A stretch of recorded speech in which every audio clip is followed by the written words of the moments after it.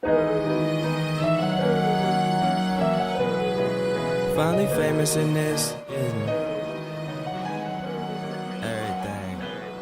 All right, here we go. He's got a show tonight. He love to shy. He's been here before. Boy. Yes, sir. Big Sean. What's up, player? What's good, man? Man, I'm just trying to be like you, man. Keep it G. You know, man, I'm just Midwest repping, man, from D-Town to the Shy. What's good, though, man? Man, you were telling me this interesting story we got to share with the people, man, about how you've Yeah. been here before, but we didn't really know you. Yeah, it was like nobody knew me, was paying no attention. I was just up here. You know, one of my homies, like, kind of worked up here. He took me up here. The program director was showing me around. And I remember he took me in this exact same studio and was like, yeah, when you get, you know, big one day, when you get you a song on the radio, you probably be in here maybe, you know, if you work hard enough. Maybe. So it's tight to just bring a full circle. You know, I've been through that a lot of my life, just like people being like, you know, when you get to that level and then finally doing it. You know? And you know what, like, your whole project, you know, fits with that same story that you just named, you know, and I wanted to ask you about Finally Famous, you know. Is it because you had a struggle? It was something holding you down? I mean, why the title Finally Famous? Yeah, I feel like, well, to me, Finally Famous, that's like a lifestyle. Like, when you're famous, you're recognized for doing something great. I put finally in front of it because, man, I had to work my ass off for everything I got, you know what I'm saying? So that could even really pertain to you. You being recognized for doing what you do, you finally famous, and so on and so forth. So that's why it's important. That's why I always name my mixtapes Finally Famous, my album Finally Famous, because it's just, it's something I really believe in, you know? Yeah, I was going to say, like, almost all your tracks say Finally Famous in it somewhere. Yeah, exactly. Since we're talking music now, what is your favorite verse ever? My favorite verse of mine? I don't know, man. It's like, it's hard to say. Probably on the song So Much More on the outro of my album. That was probably one of the most touching, you know, deepest songs on there. And a whole long-ass verse was like one of my favorites. And shout out to No ID for producing that. That's one of y'all hometown heroes. Yes, indeed. Yes, and, indeed. you know, but I'm doing new verses all the time that I love. Even like on Wale's album, I did a verse on his track called Slight Work, which I think is going to be probably his next single after the next one. And I thought that verse was pretty good, too.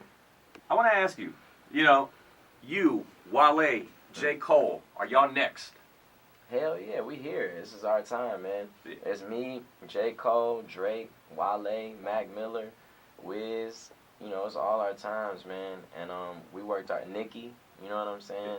We worked our ass off for it too, man. It's nothing that we don't take lightly. And you know, we embrace that, and we all cool. It ain't no beef between none of us. Everybody's a family. And you know, I'm not saying like F the older. Right. You know, because like, that's what some people have been saying. No, man, I was on the couch with Jay-Z and Kanye when they was playing me Watch the Throne, and they was getting my opinion on it.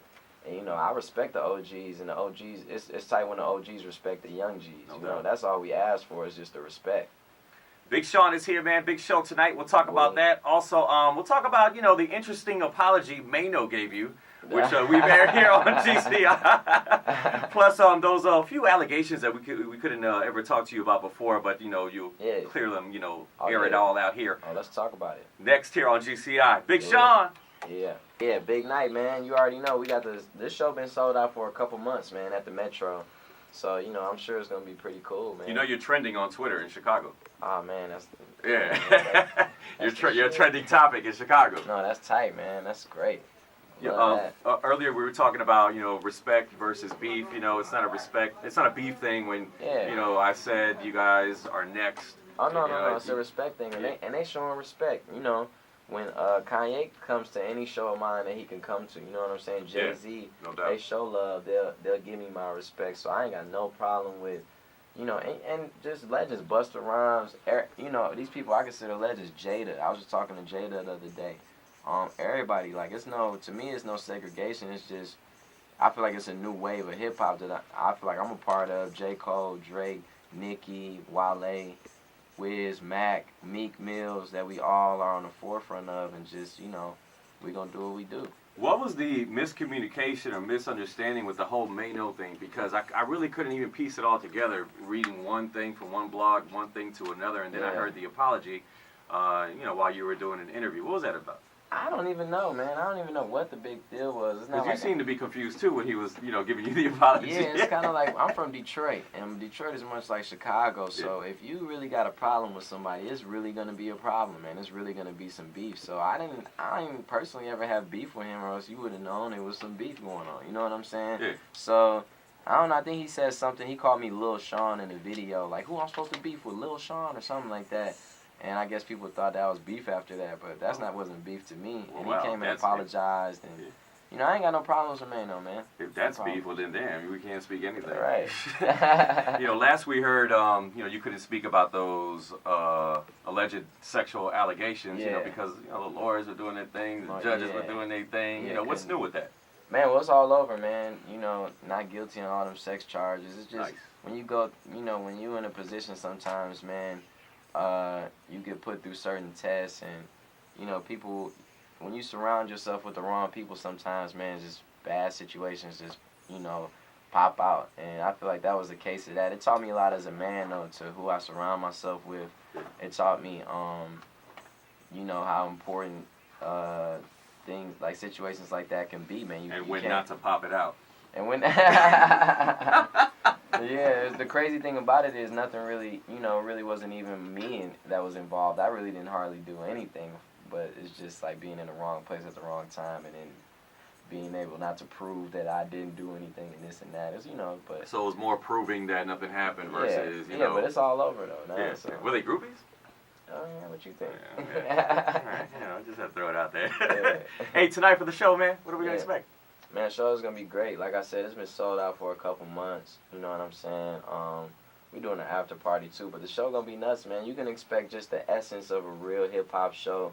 I go crazy, man. A lot of people don't expect me to go crazy as I do.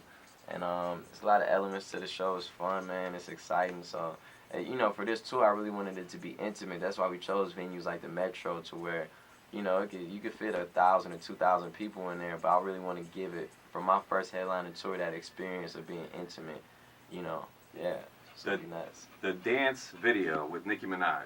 Yeah. I would have paid to just been at the shoot. Yeah, she was busting it open on the player, on the Midwest player. And that's one thing that I like about Nicki. Nicki's been here before. Yeah, she's cool. She's so man. real. She's real, man. She, she don't like you. She don't like you. She love you. She love you.